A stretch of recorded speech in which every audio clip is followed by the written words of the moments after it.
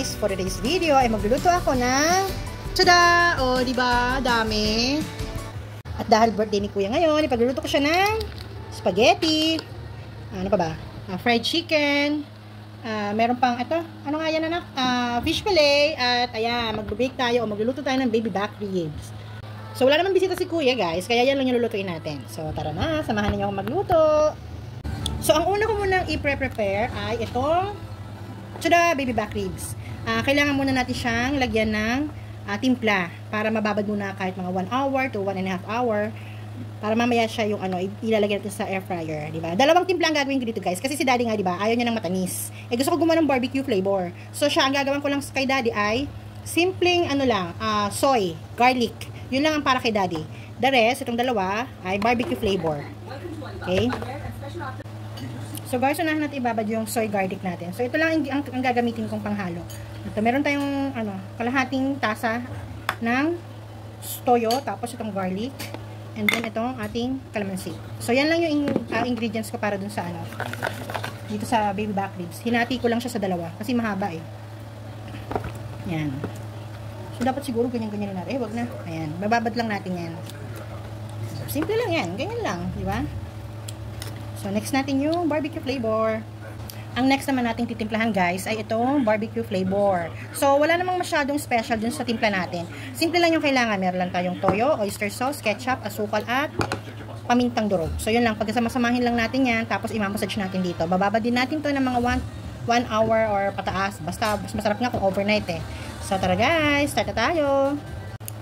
So, ayan guys, katulad nga ng sinabi ko, napakasimple lang nito. Ayan, pagkasama-samahin lang natin yung ating toyo, yung ating itong ketchup, bubuksan muna natin. Kahit anong brand ng ketchup pwede, guys. So, wait lang. Buksan natin mabuti. Yan.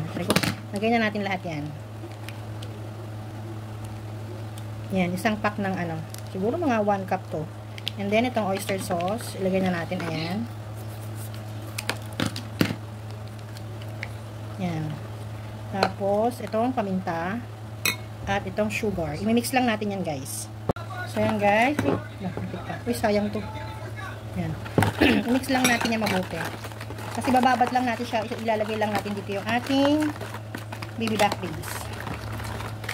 So, titikman muna natin yan. Wait lang. Tikman muna natin, guys. Wala pa naman yung karne, kaya pwede patikman. Sarap. So, sa akin sakto na. Pero kung gusto nyo pa yung medyo matamis pa, pwede kayo mag-add pa. Pero sa akin parang okay na siya. Diba? Masarap na siya, guys. Hindi na ako magdadagdag ng anything. Okay na yun. Nakuha na yung tansya-tansya na timpla natin. So, kayo, ganun din ang gawin niyo. Ganun na lang gawin niyo. Pagka, magmi-mix kayo ng ganito, ng marinade, tikman nyo muna. Wag nyo muna ilagay yung karne para makapag-adjust pa kayo dun sa lasa. Diba?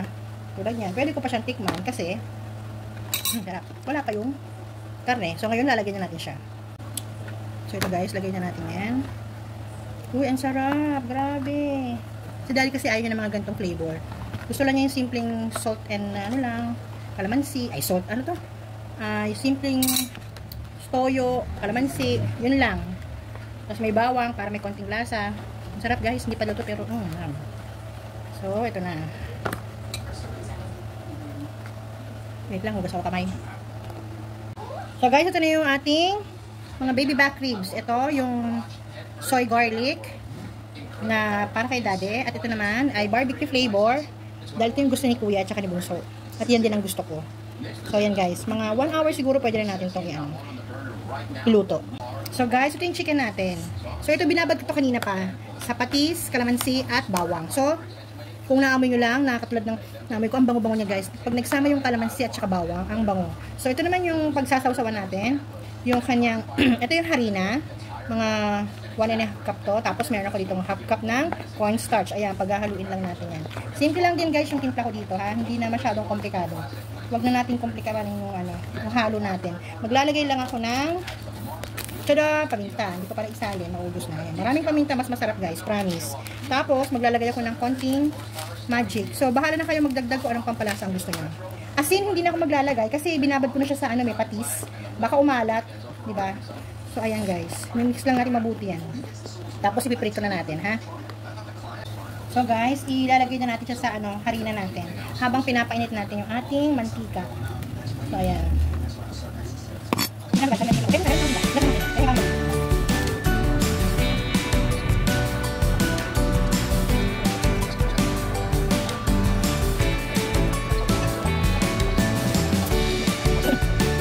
Tada! O, diba? Tapos na. So, pipirito na natin siya, guys. So, yan guys. Mantika natin. Salo na natin ating chicken. So,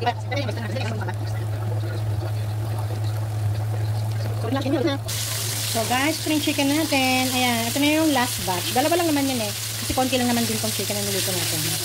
So, ito na siya, guys. Ito na. Hanguin na natin.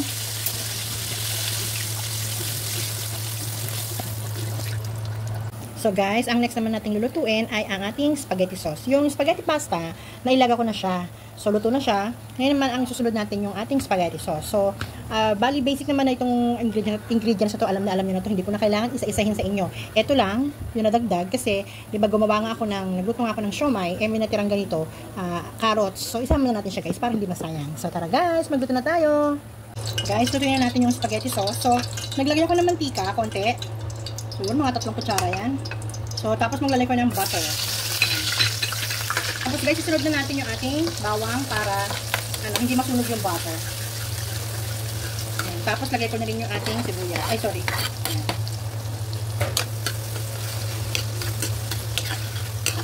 So, guys, lagay na natin yung ating giniling. Gigisa natin mabuti ang ating giniling.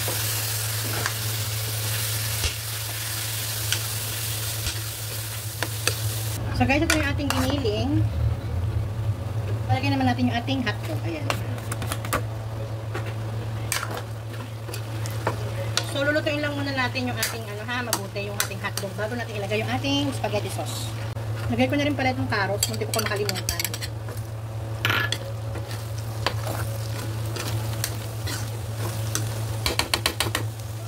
Guys, lagay ko na itong ating spaghetti sauce. Ayan. Sweet style to with Parmesan cheese. Ayan. 1 kilo for 1 kilo. Pero magdadagdag pa ako ng kalahating kilong spaghetti sauce guys. Kasi gusto ng mga anak ko yung masosi. Ayan. Gawin muna natin.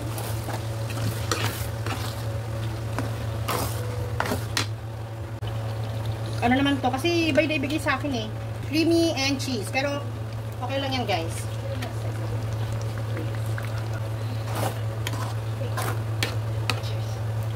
Lagyan din natin ng paminta. Konti lang.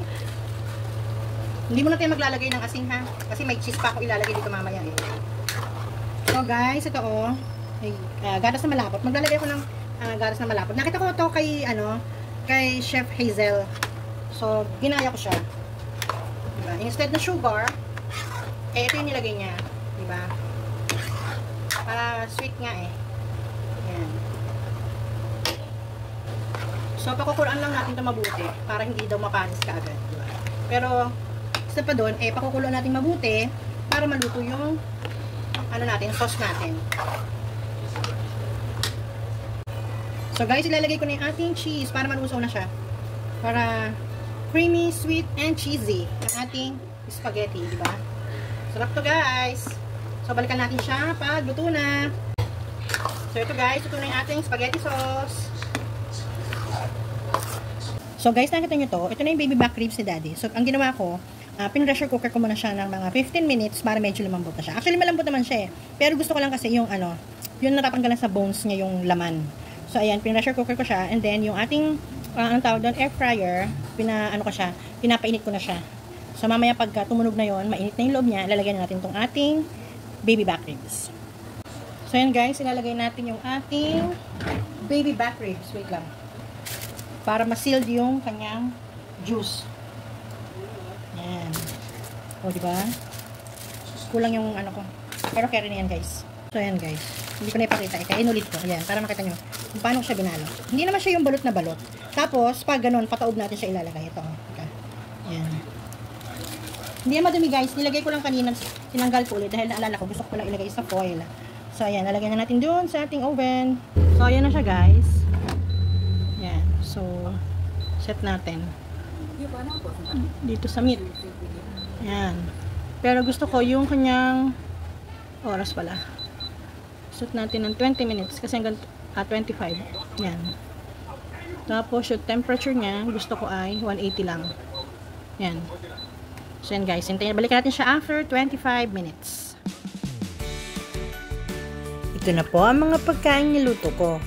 Sana nagustuhan nyo. Thank you for watching. Bye!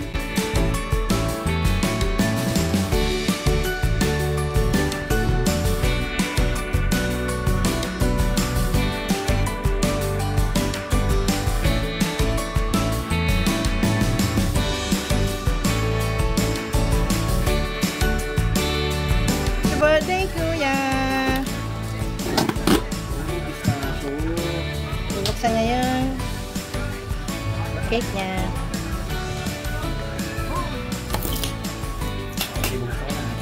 Sige lang. Wow! Wow! Dapat...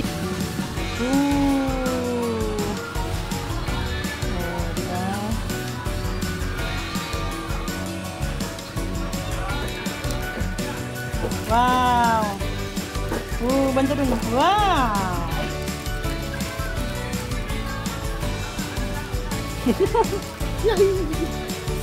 Bango? Bango? Yan. Nice! Ayan, yung mag-iin siya, yung, ayan o, yung mahuhulog siya. Ay, ang cute! Ayan o. Oh. Diba?